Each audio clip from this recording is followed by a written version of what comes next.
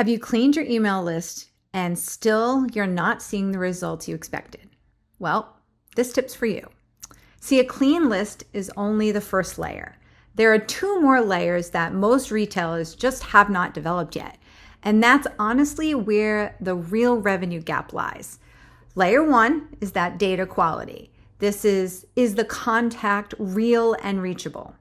Layer 2 is engagement quality. And because of Apple's mail privacy protection, now inflating more than half of all tracked email opens, you need to stop watching open rates. You need to watch click to open rate instead.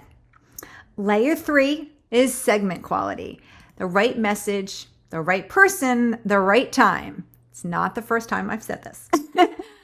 And segmented campaigns, as you know, generate up to 760% more revenue than unsegmented sends.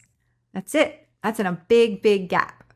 So the full framework with our quarterly checklist for all 3 of these layers is in this week's article. Make sure you check out the link in the description below. And remember that revenue is already in your list. Now's the time you've got to go get it.